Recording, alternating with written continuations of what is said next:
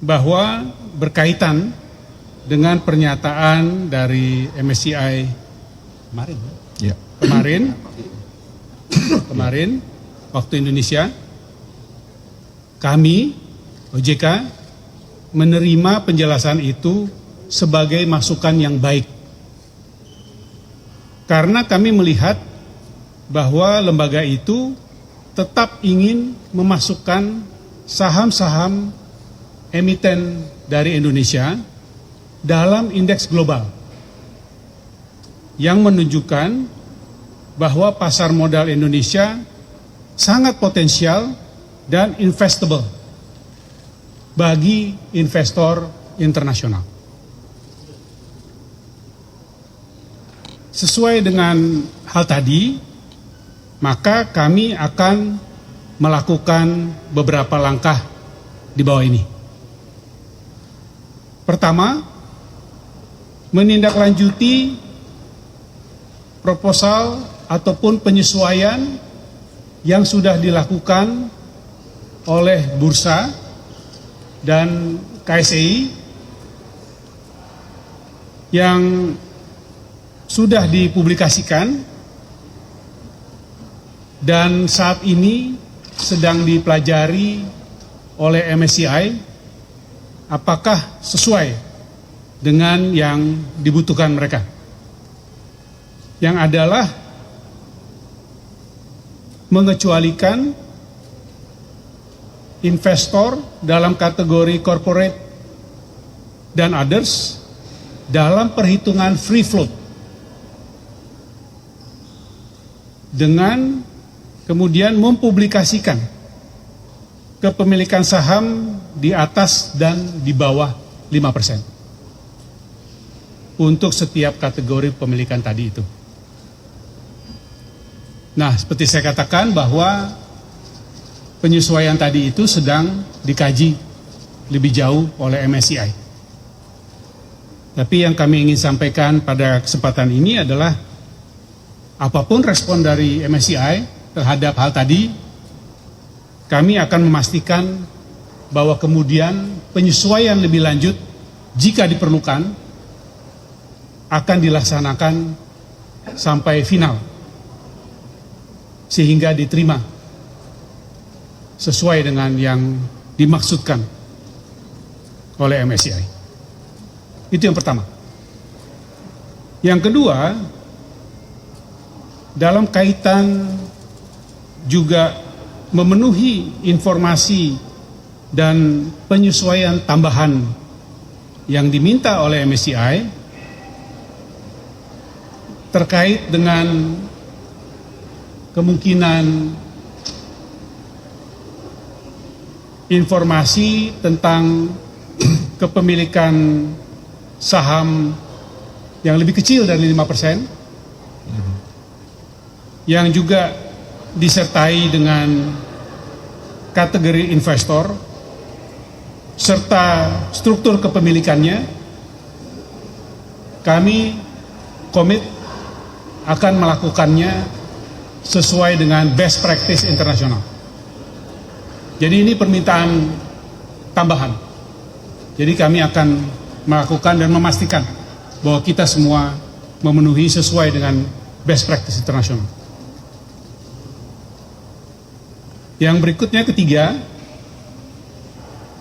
SRO akan menerbitkan aturan untuk free float minimal 15% yang akan dilakukan dalam waktu dekat dan dengan transparansi yang baik. Dan bagi emiten atau perusahaan publik yang dalam jangka waktu tertentu ditentukan nanti dalam pengaturan tersebut tidak dapat memenuhinya, maka akan diberikan exit policy melalui proses pengawasan yang baik.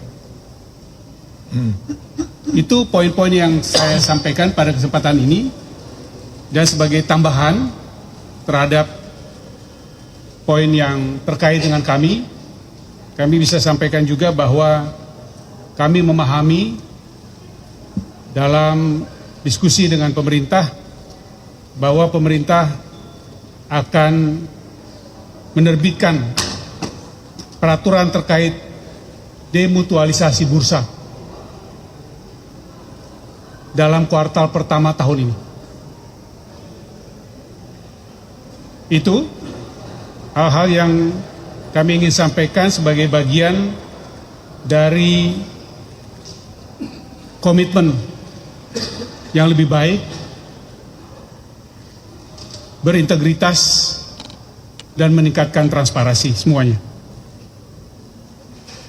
Dan ini merupakan komitmen kami untuk mengawal secara langsung semua proses ini berjalan dengan efektif dan tepat waktu. Untuk melakukan hal tadi, maka kami juga melakukan koordinasi dengan seluruh pemangku kepentingan terkait, sehingga proses dan langkah-langkah reformasi yang dilakukan untuk penyempurnaan terhadap pengaturan dan pelaksanaan yang berlaku saat ini akan terus dilakukan, sehingga kesepahaman terhadap apa yang dimaksud dan memenuhi standar setara dengan internasional dapat dicapai dengan baik. Demikian dari saya untuk pembukaan. Terima kasih. Wassalamualaikum warahmatullahi wabarakatuh. Salam. Sekarang silakan, ada pertanyaan. Siapa yang mau bantu? Silakan. Memandu?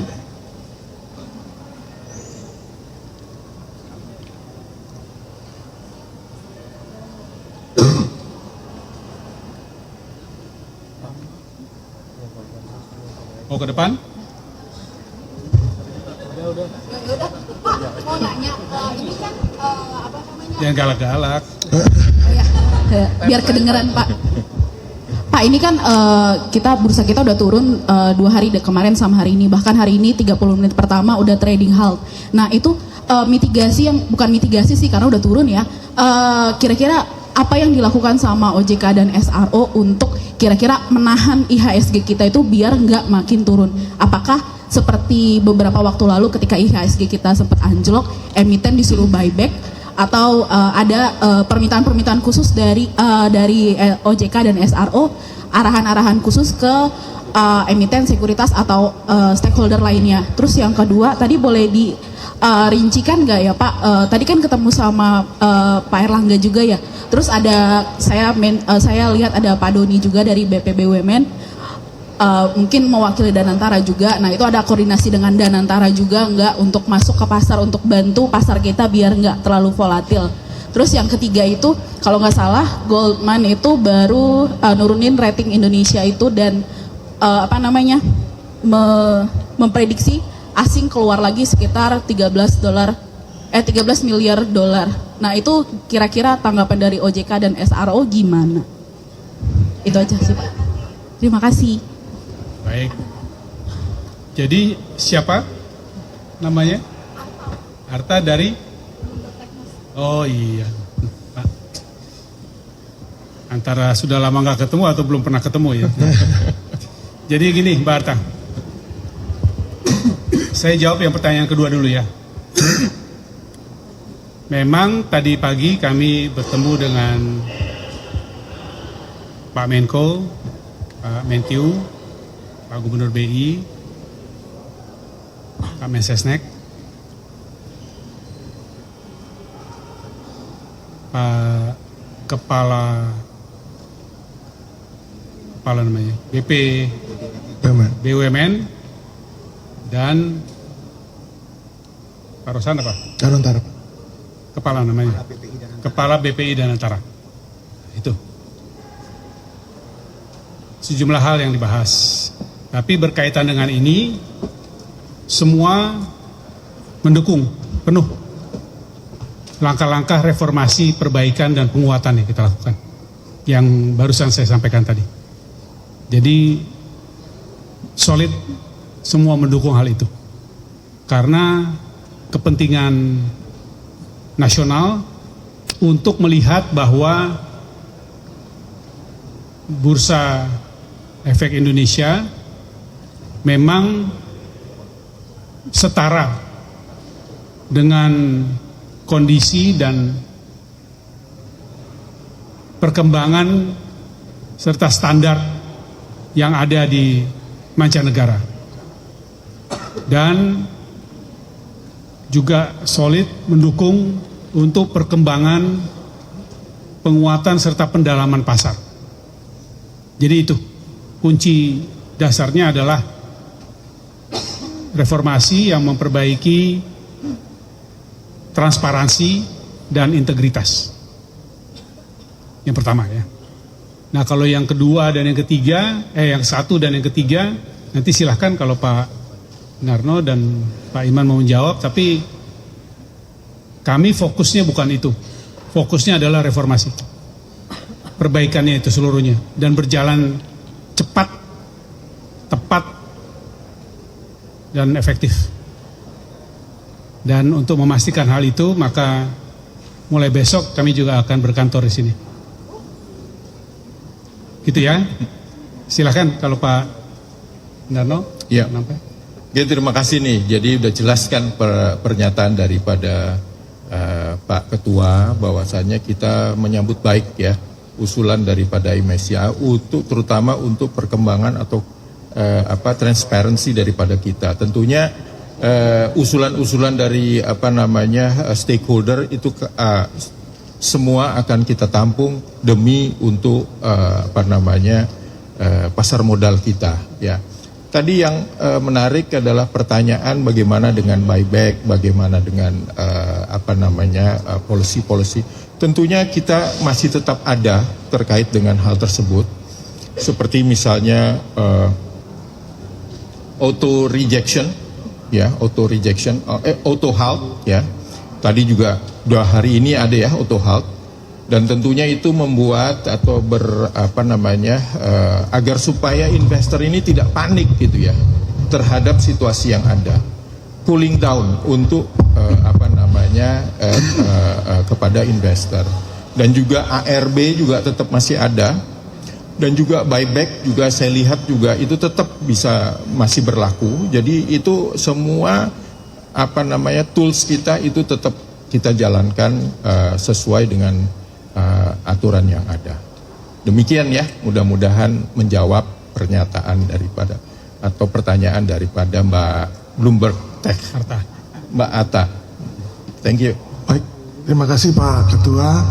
Saya rasa kemarin kita sudah banyak diskusi juga dengan teman-teman media Pak. Di samping apa yang disampaikan Pak Ketua dan Pak Narno, saya rasa yang juga penting adalah bagaimana kita menyampaikan kepada stakeholder dan investor perbaikan apa yang kita lakukan. Sejak kemarin Bapak Ibu sekalian dan beberapa hari kemuka, kami berdiskusi langsung Pak dengan investor-investor asing. Mereka meminta waktu ke kami untuk menjelaskan apa langkah-langkah akan dilakukan oleh OJK dan SRO. Jadi di samping itu juga yang disampaikan Pak Mahendra hari ini kita akan juga sampaikan kepada investor-investor tidak, sehingga informasinya jelas. Jadi tidak mereka hanya menduga-duga, tapi apa langkah-langkah konkret yang akan dilakukan oleh OJK dan SRO. Terima kasih. Baik. Yang lain? Ada lagi?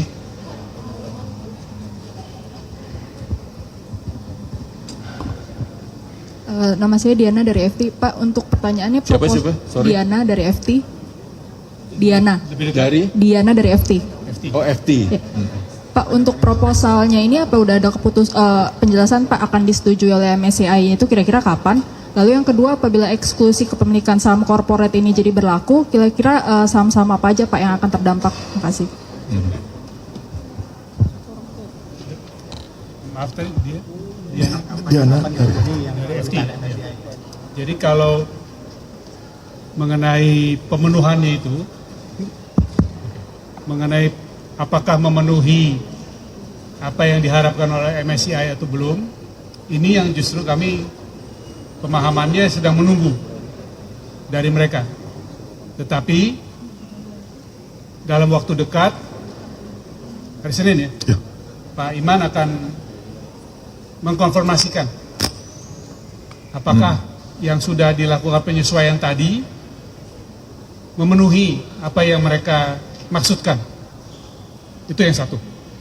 Yang kedua adalah, selain itu, informasi tambahan dan pendalaman lebih lanjut yang juga akan dilakukan, akan disampaikan update-nya kepada mereka dan tentu kepada publik.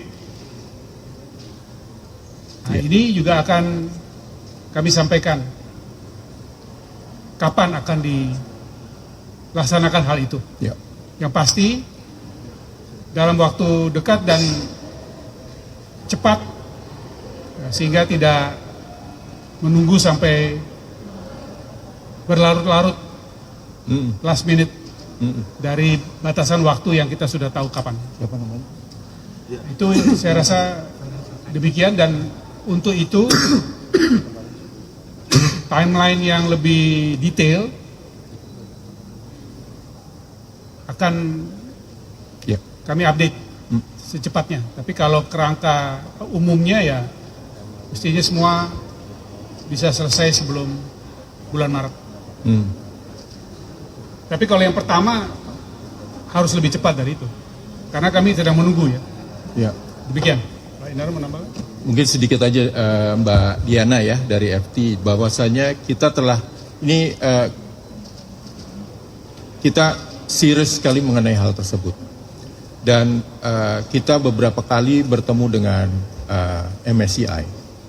Jadi mungkin saya sedikit saja juga share kepada teman-teman semua. Kita juga melakukan high level meeting juga 10 Desember itu dengan MSCI.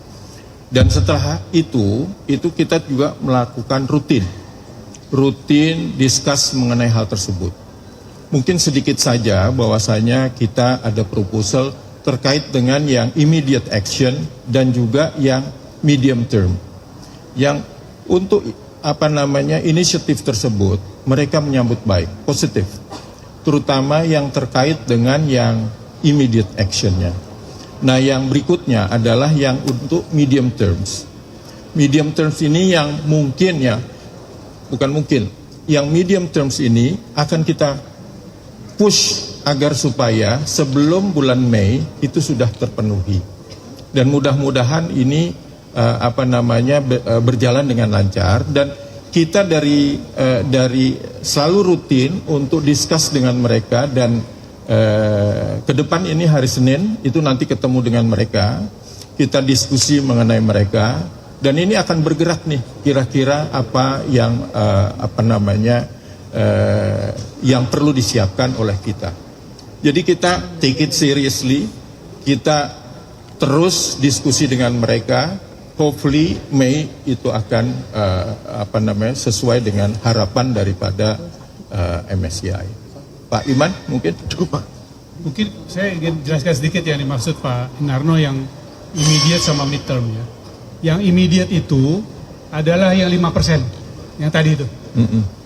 Tapi kan kita masih menunggu apakah yang dilakukan itu sudah sama dengan yang mereka harapkan. Kalau belum, ini yang kita finalisasi lebih lanjut. Ayo kita lengkapi lagi. Itu yang immediate.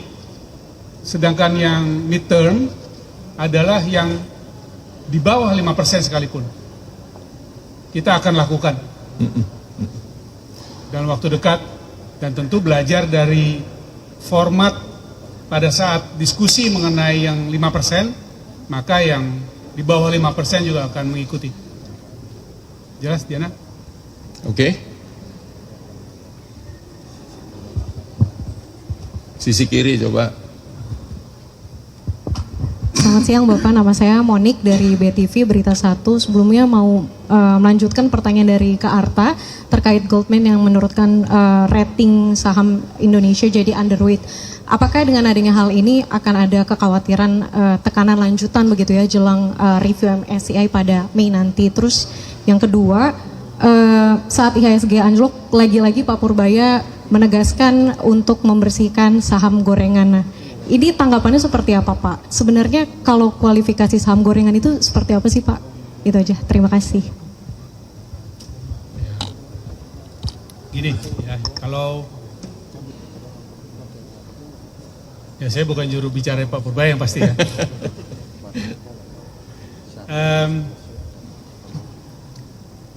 Sebenarnya yang menjadi isu mendasar dari persoalan ini adalah apa yang kami sampaikan tadi terkait pengaturan untuk meningkatkan batasan free float, yaitu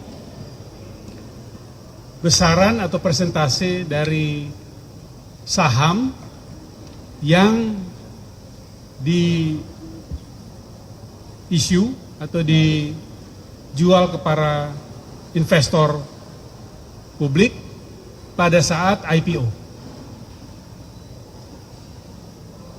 Ada definisi yang terkait dengan hal ini. Memang kalau kembali ke diskusi mengenai MSCI, hal ini sebelumnya diserahkan ke masing-masing bursa. Tetapi kemudian terkait dengan penjelasan MSCI yang terakhir, MSCI ingin memastikan bahwa apa yang kita lakukan itu sesuai dengan standar internasional. Nah, jadi supaya besarannya tadi itu adalah besaran yang betul-betul bebas dan dapat dimiliki oleh investor publik pada saat IPO dilaksanakan. Nah, kalau di waktu sebelumnya memang ada yang sebenarnya sahamnya sudah dimiliki sebelum IPO atau pra-IPO, itu dalam pencatatan yang ada selama ini, selama dia bukan menjadi bagian dari pemilik saham utama, itu dimasukkan dalam free float. Tapi yang tadi kami sampaikan, penjelasan yang 5% tadi, yang ke atas maupun ke bawah, itu akan memberikan penjelasan dengan baik bahwa ini adalah besaran saham yang termasuk benar-benar dalam standar internasional sebagai free float. Ya. Kalau dengan demikian, maka bisa dilihat seberapa besar likuiditas dari suatu saham sehingga barang masuk ataupun keluar tidak mempengaruhi langsung pergolakan harga atau perkembangan harga saham. Nah, lalu keinginan untuk memperbesar jumlah minimum saham free float itu akan menambah likuiditas di pasar. Sehingga satu pihak, dua pihak, tiga pihak semata-mata yang bisa masuk membeli dan menjual dan kemudian bisa mempengaruhi pasar karena likuiditasnya kecil dan juga karena free floatnya kecil, itu bisa diminimalisasi. Itu sebenarnya istilah mungkin dimaksudkan oleh Menteri Keuangan ya. Bagaimana? Makin jelas atau makin bingung? Makin jelas ya. Baik, silakan. Oke.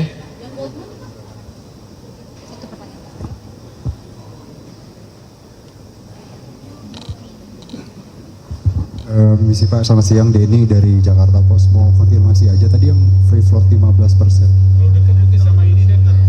Kalau dekat speaker kamu. Halo.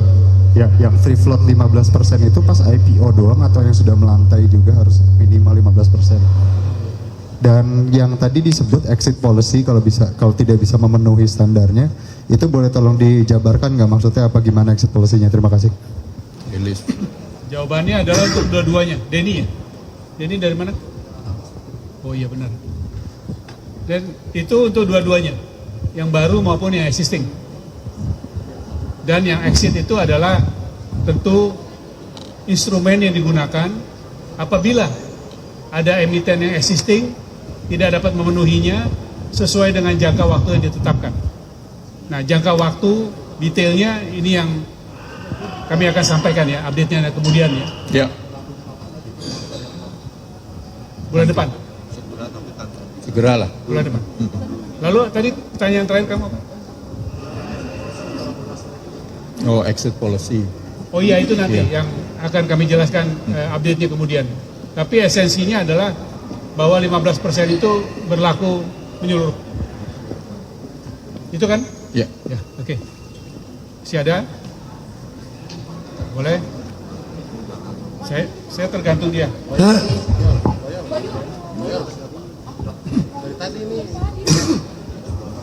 Oke. Oke, terima kasih. Saya Prima dari Bloomberg. Pak, saya ada dua pertanyaan. Yang pertama, tadi Bapak sebut Danantara mendukung reformasi pasar ini seperti apa bentuk dukungannya? Apakah masuk ke pasar atau seperti apa? Dan pertanyaan kedua, apakah Pak Prabowo tahu soal apa yang terjadi di market 2 hari ini dan apa ada instruksi langsung dari beliau kepada Bapak-Bapak regulator? Terima kasih. Dari Bapak Menteri. Namanya siapa? Prima, Pak. Oke. Prima atau belum? Prima dari Bloomberg. Saya lagi memikir jawaban yang kedua itu agak sulit tuh. Karena kan mesti tanya langsung. Tapi ya dalam konteks beliau ya mestinya ya, maaf, cabut yang kata mestinya ya. Asumsi saya ya tahu dong. Ya ini kan penting dan ini kan juga diperhatikan tentunya ya, mempengaruhi cukup banyak hal. Makin susahnya yang kedua jadi ke satu lupa, ulang lagi. Oh iya Danantara. Ya. Dukungannya memang termasuk kemungkinan dan memang sudah mulai dilakukan untuk juga aktif melakukan investasi di pasar modal. Saya rasa kalau itu jelas. Sebenarnya komitmen seperti itu sudah dilakukan dan akan terus ditingkatkan. Dan saya rasa sama dengan para investor institusional lainnya ya, dari dalam maupun luar negeri yang memerlukan tingkat kedalaman pasar dan likuiditas yang bagus untuk bisa aktif melaksanakan investasinya. Jadi sama, saya rasa tidak ada bedanya dan kami justru menyambut baik hal itu karena juga merupakan bukti bahwa komitmen terhadap perdagangan dan juga kinerja di pasar modal untuk terus bisa meningkat dan berkembang ke depannya. Terima kasih. Oke? Kah? Cukup ya? Satu lagi deh. Ya. satu lagi. Satu lagi ya, satu ya. Di situ lihatnya. Satu aja lah, satu.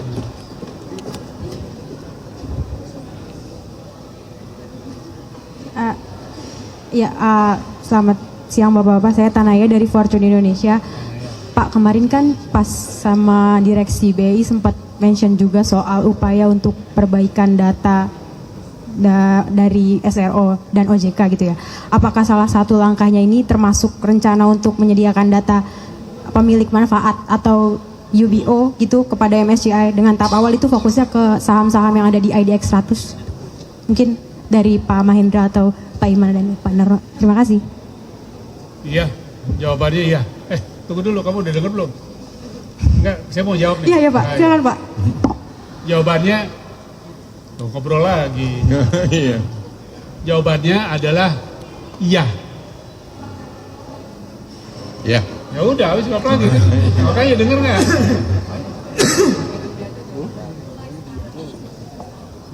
Dalam program yang saya sampaikan tadi,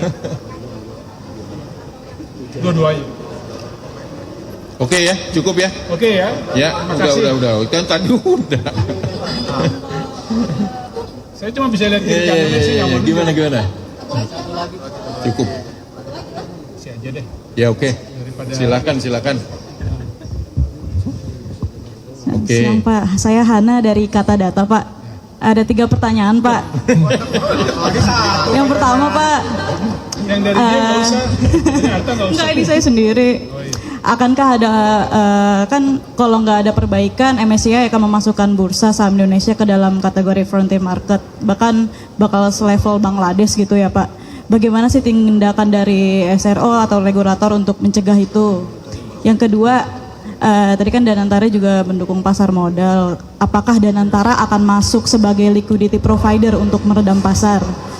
Yang ketiga soal investor institusi kita Pak, kan masih baru ada 10-15%, sedangkan retail itu mendominasi ya Pak 50% lebih. Itu ada nggak sih tindakan dari SRO atau OJK untuk mengajak investor institusi untuk masuk ke pasar modal? Kan kalau dana pensiun itu kan terakhir 388 triliun ya Pak. Terus juga masih ada Dapen dan BPJS. Itu gimana sih langkah dari OJK? Terima kasih. Baik, terima kasih. Untuk yang nomor 3 dulu ya. Siapa? Hana, Kata Data. Yang nomor 3 itu adalah, itu sudah dan terus akan dilakukan. Dari kami di OJK, aturan mengenai kemudahan investasi dari perusahaan asuransi dan dana pensiun itu sudah diterbitkan. Tapi juga dilakukan melalui proses governance yang baik. Sehingga kemudian dibuat persyaratan untuk adanya komite investasi dalam masing-masing perusahaan tadi. Tapi bahwa ruang untuk Dapen dan asuransi investasi di pasar modal sudah dikeluarkan oleh kami sebagai regulatornya. Berkaitan dengan institusi ataupun pihak yang di bawah ketentuan pemerintah, yaitu Taspen dan Asabri, itu juga sudah diberikan keleluasaan untuk melakukan investasi di pasar modal sesuai peraturan Menteri Keuangan PMK 118 PMK tahun lalu ya. Tahun ini Pak. 2025 ya. 2025. Dan kami berharap pengaturan mengenai BPJS akan menyusul dalam waktu dekat. Apalagi tadi? Ya. Oh, itu udah pernah dijawab itu sama Pak. Iya. Ya. Satu lagi apa tadi?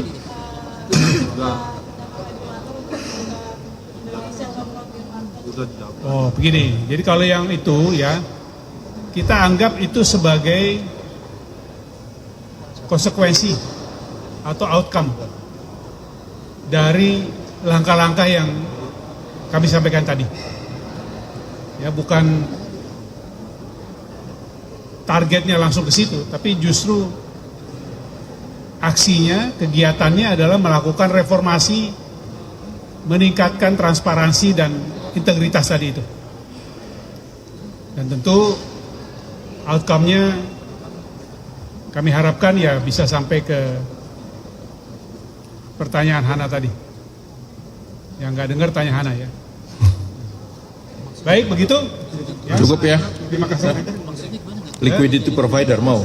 Silakan Pak Inarno kalau gitu. Mungkin saya nambahkan saja terkait dengan Hana. Hana dengerin. Pertanyaan dulunya nggak tahu. Jadi yang terkait dengan PMK 11 PMK enggak 118 ya, itu jadi itu adalah sejalan dengan policy kita tadi Pak Mahendra katakan bahwasanya free float akan kita tetapkan 15%. Jadi pada saat di PMK tersebut itu BPJ STK dengan Asabri itu bisa masuk ke saham-saham yang free float-nya 15%. Ya. Nah, itu yang mungkin perlu teman-teman tahu bahwasanya ini sejalan nih ya, apa yang policy kita dengan apa yang pemerintah laksanakan. Lalu yang mengenai dengan liquidity provider, tentunya liquidity provider itu memiliki peraturan-peraturan yang sangat rigid. Setiap hari ada bid dan offernya. Dan saya rasa Danantara itu bila mana untuk meningkatkan liquidity itu bisa melalui liquidity provider, ya. Yang di bawahnya mereka kan mungkin ada Mandiri Sekuritas atau apa, BRI Sekuritas gitu ya. Jadi tidak langsung sebagai liquidity provider tapi melalui anak-anak usahanya. Mungkin itu saja dari saya, Pak. Baik ya. Cukup Pak. Sekali lagi terima kasih ya kawan-kawan semua. Dan Oke. Thank you. silakan dikomunikasikan. Terima kasih semuanya. Oke. Thank you ya. Semuanya ya.